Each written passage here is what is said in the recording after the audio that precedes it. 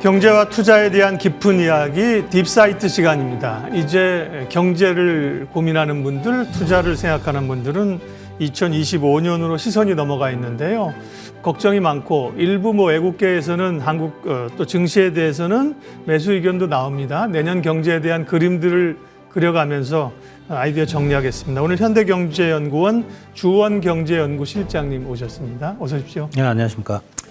매년 그렇지만 격동의 2024년을 보내고요. 특별히 트럼프의 귀환 그리고 국내는 탄핵 정국이 맞물려 있는 그런 상황에서 새해를 맞습니다. 지금의 경제 상황, 리스크 상황들을 과거와 혹은 비교하면 어떻게 판단하고 계세요? 네. 지금 이제 정확하게는 아닌데 네. 아주 유사한 그런 시기가 있었거든요. 예, 예. 그게 언제냐면 이제 2016년 박근혜 대통령 탄핵이 이제 12월 초에 네. 국회에서 소추가 됐고, 그리고 2017년 1월에 트럼프 대통령이 취임을 했고요. 네. 시기적으로나 큰 사건의 연관성이나 이런 걸 보면 딱 맞아 떨어지는 구간. 예. 그런데 이제 그때하고 지금 다른 거는, 그때는 수출은 괜찮았습니다.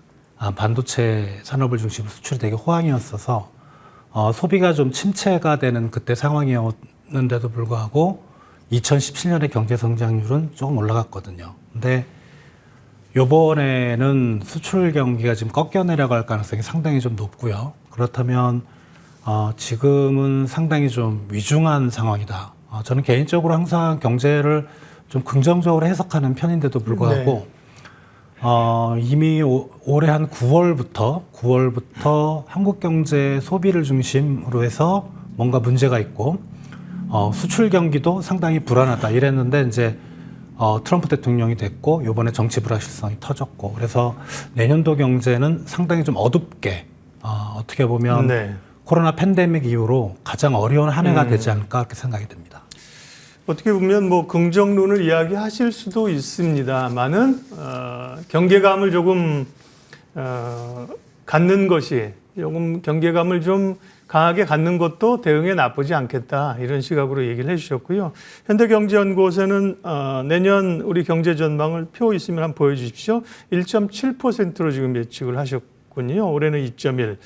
대체로 한 2% 성장해서 기간마다 이제 1%로 좀 내려간 것 같습니다. 그 중에 이제 보면 건설 투자 쪽이 좀 안 좋네요. 좀 설명 조금 해주시겠습니까? 네, 전망치. 예, 일단은 민간 소비가 1%대라는 거는 상당히 소비가 안 좋다는 거거든요. 네. 올해 1.3%에서 반등하는 효과 때문에 1.6까지 가지만 네. 최근에 어떤 소비 심리나 소비 시장의 주변 여건들을 보면 내년 소비도 상당히 안 좋을 걸로 생각이 되고, 건설 투자는 건설 기성은 올해 상반기까지 좋았는데 네. 이제 선행 지표인 건설 수주가 계속 안 좋았습니다. 그리고 실제로 허가나 착공도 상당히 좀 잘 나갈 때 한 절반 이하로 다 떨어져 있는 모습이기 때문에 건설 투자는 내년도도 안 좋을 것 같고요.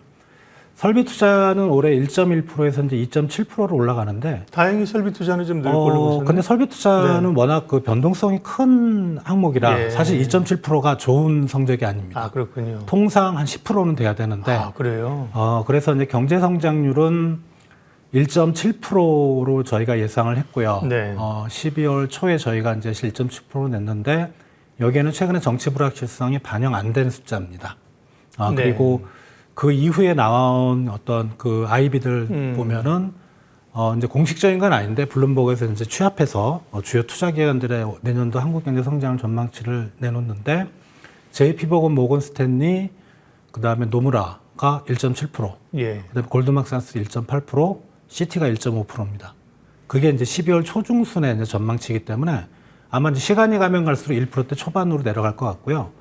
이 1%대의 성장률은 저희가 1960년 이후로 국민개정을 작성한 이후로 한 65년 정도에 2% 미만 성장률은 딱 5번밖에 없었습니다. 주로 위기 때였겠네요. 그죠? 예. 2023년이 좀 예외적인 케이스였고, 그래서 2025년은 6번째로 저성장, 2% 미만의 성장률을 기록하는 그런 한 해가 될 것 같습니다. 네. 다음 만들어 놓으신 자료도 잠깐만 볼게요. 우리 그래픽팀에서 열심히 만들어 놓으셨는데 한 번씩 보고 가죠. 네. 경상수지는 올해 880억 달러에서 내년에 710억 달러로 네. 흑자 기조는 유지합니다만 좀 줄어들 걸로 보셨고요. 네. 물가는 상대적으로 다음 표를 보여주시면 물가는 2.0%니까 상대적으로 네, 안정세인데 뭐 물가 안정세라는 것은 그만큼 사실은 소비나 이런 게 그죠 활력이 없다는 시장의 네. 수요가 안 네, 받쳐주니까 그러니까요. 이제 떨어지는 거고요. 네. 네. 다음 물가표도 있죠. 물가 상승률은 올해 2.3, 내년에 2.0%를 제시해 주셨고요. 대략적인 내년에 대한 그림을 그렸고요. 2025년 우리 경제 체력에 대한 이야기들을 키워드를 저희가 뽑아봤어요. 키워드를 중심으로 좀 디테일하게 얘기해 볼게요. 첫 번째 키워드는 트럼프입니다. 예. 트럼프 2.0 시대가 이제 예고가 돼 있는 상황들인데요. 우려하는 것들이 어쨌든 관세, 그에 따른 인플레이션 자극을 가장 우려하는 것 같습니다. 그 부분은 실장님은 어떻게 보세요? 관세 인상에 따른 인플레이션 효과는 분명히 있죠. 그게 네. 트럼프 플레이션이라고 하는데, 그러나 이제 이게 트럼프의 관세 정책을 보면 특정 국가에 대해서 관세를 인상하는 중국 얘기죠. 중국 네. 60에서 100%, 슈퍼 301조에 근거를 해서, 그리고 이제 특정 품목에 대해서 과거 트럼프 일기 때 철강이나 알루미늄도 이번엔 자동차에도 좀 있고, 그게 이제 무역확장법 230이죠. 네. 그리고 마지막으로 이제 보편관세가 있는데요. 이거는 근거법은 학자에 따라 좀 부정적인 사람들도 있습니다. 근거법이 없다는. 보편관세 무조건 미국으로 들어온 수입품에 대해서 뭐 한 10% 정도의 보편관세를 매기는.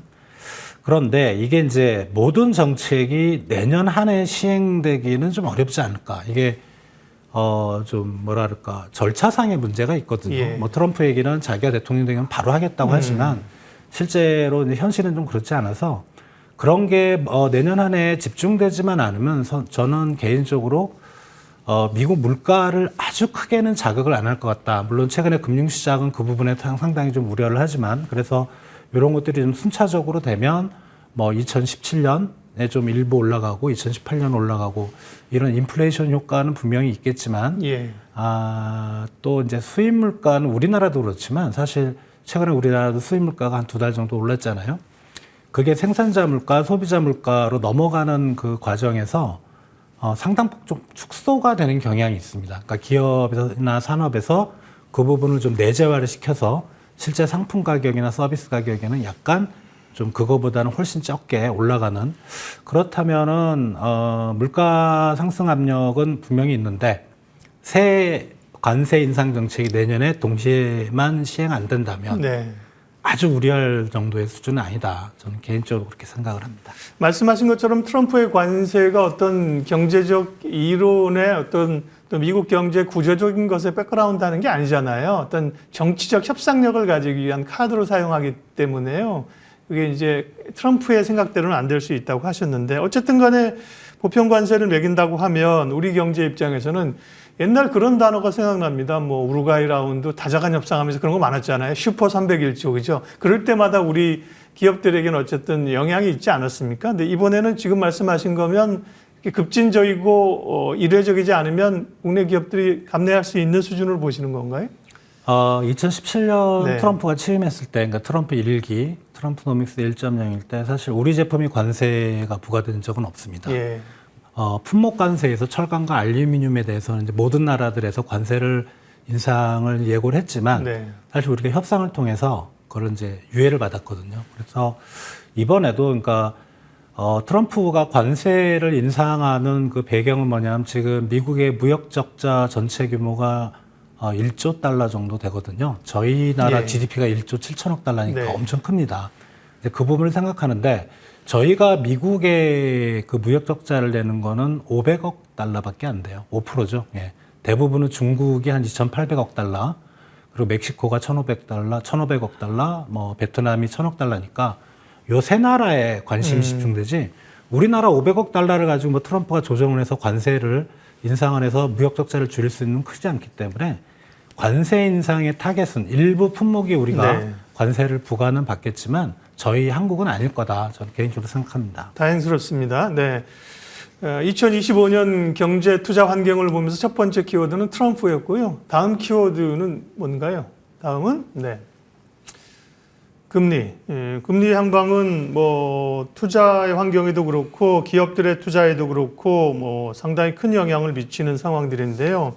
일단 미국은 50, 25, 25에서 100bp를 내리고 일단 조금 멈춘 상황이고 뭐 유럽이나 뭐 캐나다 이런 쪽은 계속 내리는 국면인데요. 내년에 글로벌 국가들의 금리 경로는 어떻게 예측하세요? 네.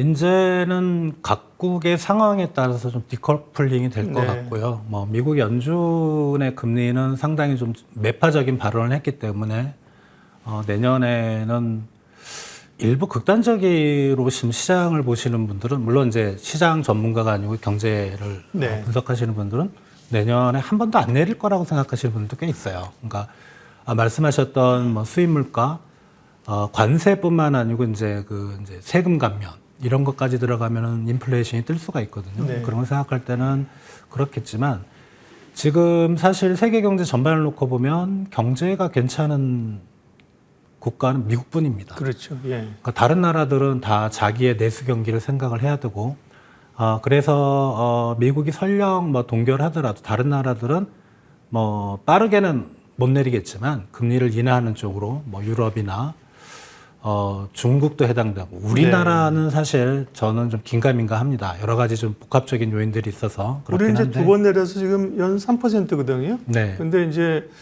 내리기 조금 공격적으로 내리기 어렵다는 전망이신 건가요? 네. 이제 환율이 자꾸 걸리는 거예요. 네, 네. 그러니까 금리 격차가 지금 역전된 데다가 네, 이게 정상적인 그렇죠. 상황이 아니거든요. 원래는 우리 금리가 좀 높아야 되는데. 예. 그러려면 언젠가는 우리 금리가 높게 가야 된다면은 우리는 금리 내리는 속도를 되게 천천히 가야 되는 거거든요. 근데 미국 연준 또 우리 금통위가 다른 나라 중앙은행들은 이미 미국 연준이 금리 내리기 전에 다 인하를 했는데 우리는 유독 성격이 뭐라 그럴까요? 연준을 계속 쳐다만 보고 있어서 이제 그런 우리 금통위의 성향을 생각할 때는 네.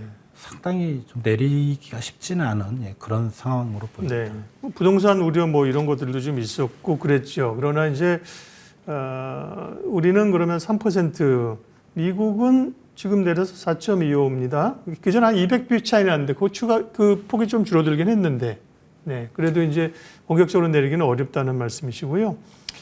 환율 얘기도 해야 되는데 시간이 일단 다음 키워드로 넘어갈게요. 금리 전망부터 봤고요. 다음은 반도체 수출, 네, 반도체와 수출 이렇게 붙여 쓸 수도 있고 따로 쓸 수 있습니다. 반도체와 뭐 자동차 이런 수출 쪽인데 반도체와 자동차가 우리 경제 수출을 차지하는 비중이 굉장히 크다고 일반인들도 알고 있잖아요, 그죠? 예. 내년에 반도체 전망이 수출이나 또 경상 수출이나 굉장히 큰 영향을 미칠 것 같아요. 그 부분은 어떻게 보세요? 네. 일단 반도체는 단일 품목으로 20%입니다. 전체 예. 수출에. 그리고 자동차는 자동차 부품과 같이 비중을 계산하면 한 20% 가까이 되고요. 네. 두 개가 40% 40% 정도. 네. 예. 근데 자동차는 올해 들어 수출이 약간 좀 둔화되는 꺾이는 네. 모습이죠. 그러니까 왜냐하면 미국 시장으로 좀 수출이 지지부진한 것 같고요. 포인트는 이제 반도체인데 우리 전체 수출 증가율 반도체가 아니고 보면은 이제 11월 통계까지 저희가 지금 확인할 수 있잖아요. 11월 수출 증가율이 1%대 중반 정도 제가 기억하고 있어요.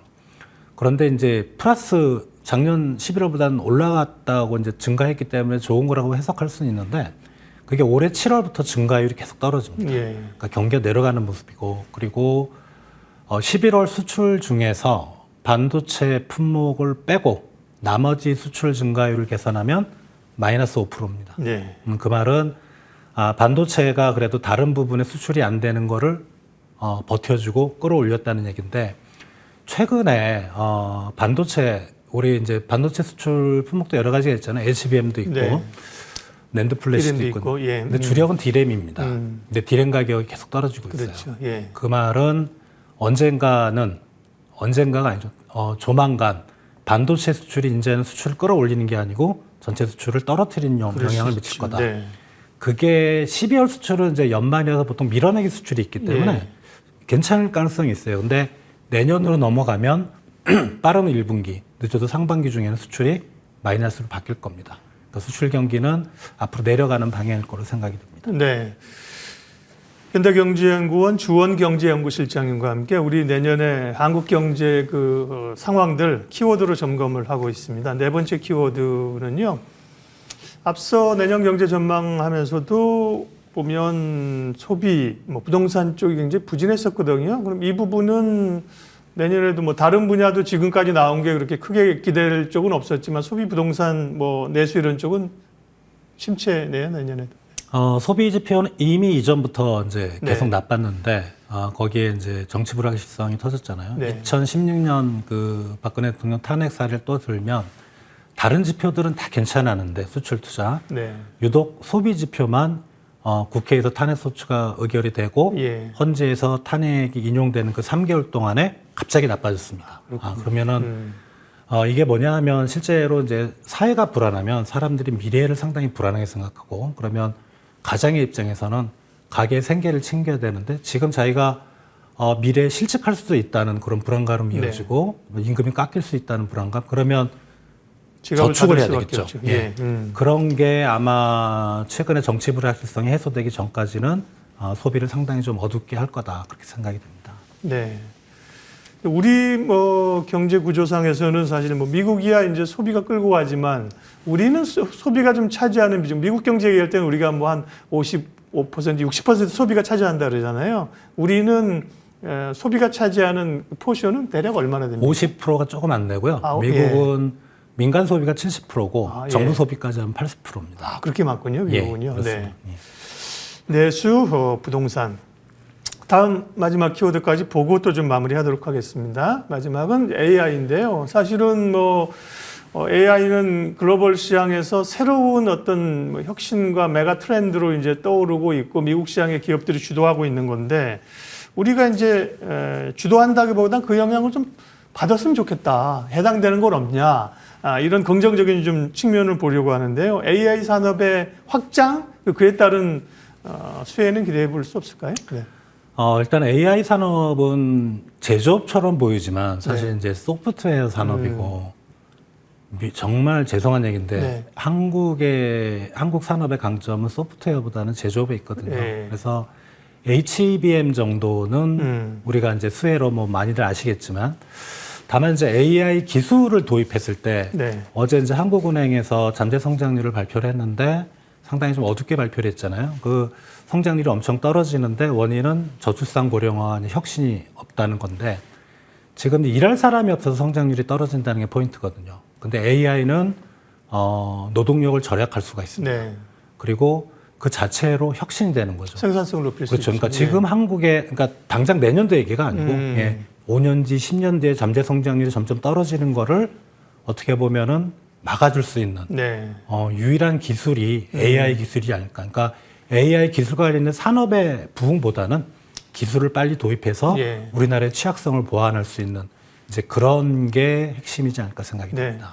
그 말씀은 이제 우리가 그 부분을 강력하게 어떤 성장의 생산성 확장의 동력으로 삼아야 한다. 그렇죠. 네, 그럴 때 이제 기회나 어쨌든 위기를 탈피할 수 있는 국면이 된다는 말씀이고요.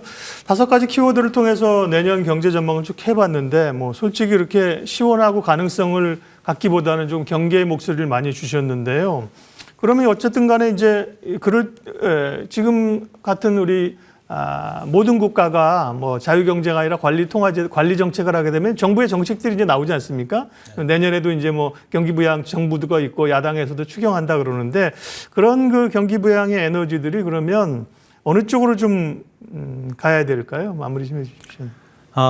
일단은 소비 쪽으로 가기에는 소비가 그래도 덩치가 좀 크거든요. 50%나 되기 때문에. 그거보다는 그리고 이제 소비 쪽으로 가면 한 번 쓰면 없어지니까. 그렇죠.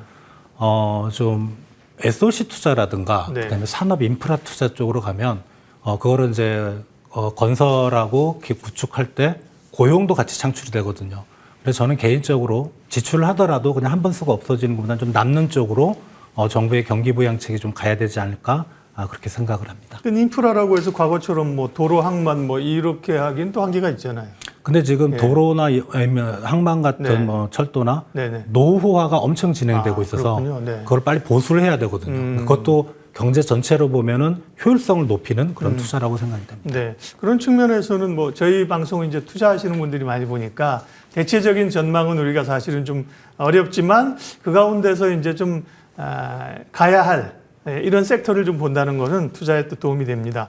오늘 내년 경제를 바라보면서 키워드로 경제전망 함께했습니다. 주원 현대경제연구원 경제연구실장님 함께했습니다. 고맙습니다. 감사합니다.